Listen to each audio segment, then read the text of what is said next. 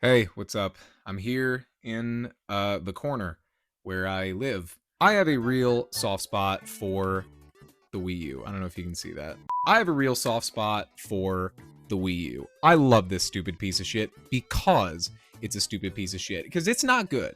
I want to get that right out of the way right now. The Wii U is not a good system. It actually might be the worst system I own. It's underpowered.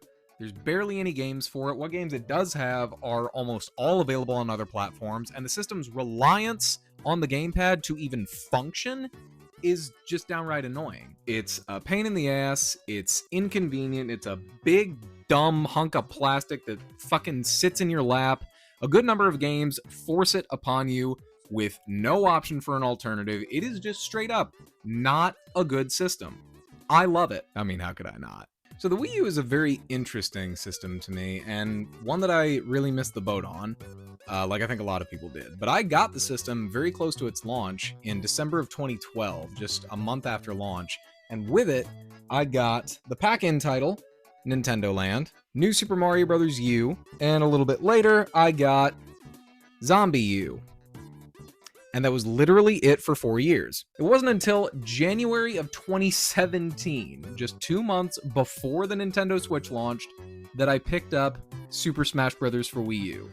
It took me until 2017 to get Super Smash Bros. I don't know what was wrong with me. Now I know what's wrong with me. I like the Wii U. It was a real interesting time because I was 12 years old, about to be 13, and at that time I just didn't care about anything Nintendo was putting out for this system. At that time I was in my PlayStation phase. I was into the PS3 and about to be into the PlayStation 4. And I mean, just objectively speaking, you look at a PlayStation lineup next to a Wii U lineup, which do you think is going to appeal more to a 13-year-old boy? So yes, I owned a Wii U basically since launch, but practically did not touch it at all. So what the fuck happened? A couple years ago, I decided to make the Wii U my main collecting focus, and it very quickly ballooned in size, which is kind of surreal. You know, for the longest time, it was just 4 games, and now it is nearly 40, which might not seem like massive, you know, compared to some other people, but it's pretty substantial for me, and I've had a lot of fun collecting for this thing. So I wanted to talk about my experiences doing just that, collecting for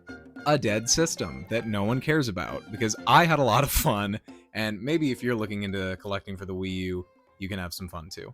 So right off the bat, one of the main reasons why I started collecting for the Wii U is it's easy. It's a very welcoming system to collect for. You know, most of the games are super cheap, around 20 to 30 bucks, even for the heavy hitters, and there's not that many heavy hitters. A consequence of not having very much third-party support at the time, and even then pretty lackluster first-party support, means that there's a pretty small library for this thing. Relatively small, especially even compared to other Nintendo systems, so there's not this huge target to aim for. In fact, I have most of the games that I want for this thing already. There's only like 5 more that I really want to get. You know, it's always easier to collect for a previous generation, but it's especially easy when it's a generation that nobody cares about. Which brings me to my second reason for collecting for the Wii U. So the Wii U was a pretty massive failure in sales, to put it lightly.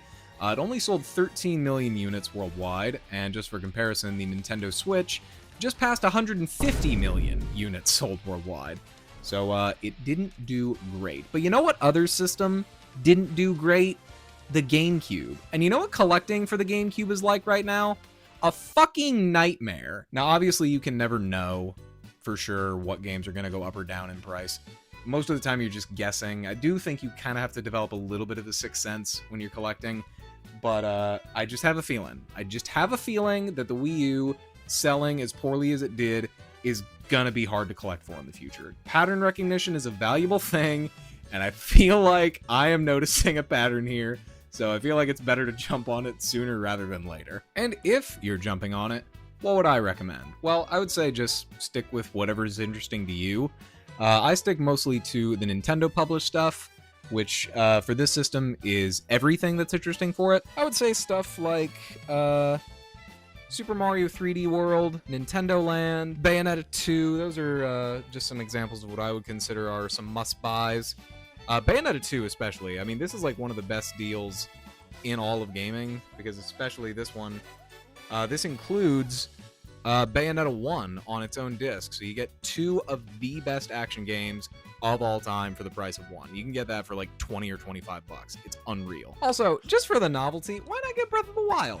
Why not? It's Breath of the Wild. It's one of the best games of all time on one of the worst systems of all time. What's not to love? So yeah, most of the games are very cheap, but unfortunately there are some cool ones that are a bit steeper in price, like most notably the HD Zelda games, Wind Waker HD, and I don't have it, but Twilight Princess HD. Although Wind Waker tends to fluctuate in price a lot, so it's possible to get a good deal on that one.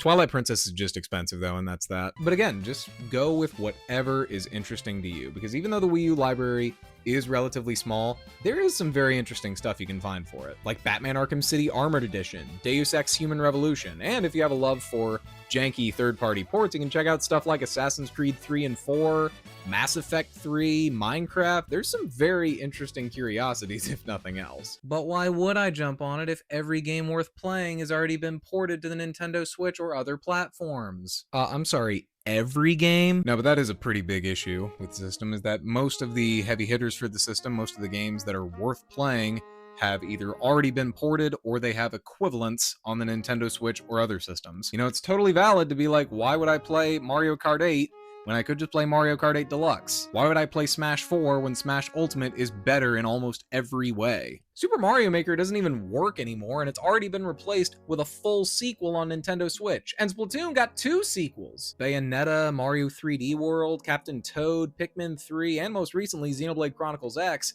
have all come to the Nintendo Switch, and that is just to name a few. So yeah, collecting for the Wii U is like buying corpses just to put more in a graveyard. But here's my perspective. I'm an idiot. I've always put a lot of value into playing a game on the original hardware that it was designed for. I love playing on original hardware because I think it gives you a closer attachment to it, and it gives you a greater appreciation for both the art and the technology behind it, how it was done. Like, yeah, you could play Captain Toad on Nintendo Switch, and it'll probably be great, but Captain Toad was originally designed with this stupid piece of shit.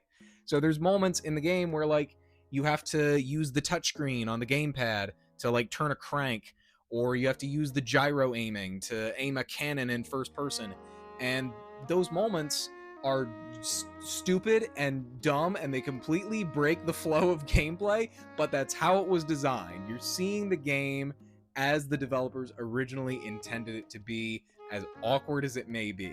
And that's not to crap on the Switch port or ports in general. I think ports are a good thing for video game preservation, but I also think ports are ostensibly new versions of games. Like, let me reach up here.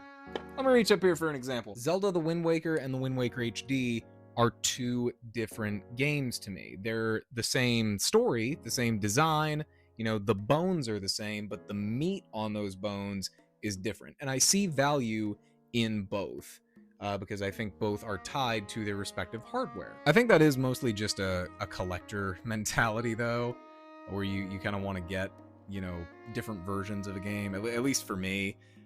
You know, it's a weird and dumb belief to have.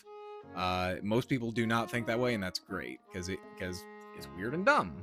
But hey, the Wii U is weird and dumb, and I'm weird and dumb, so we go together. Maybe that's why I like the system, because we're both fucking idiots. But yeah, I just like to see video game history, and the Wii U is a very weird, very unique, very dumb piece of gaming history. It's so weird, and I just love it for that. You know, normal folks, stay the hell away.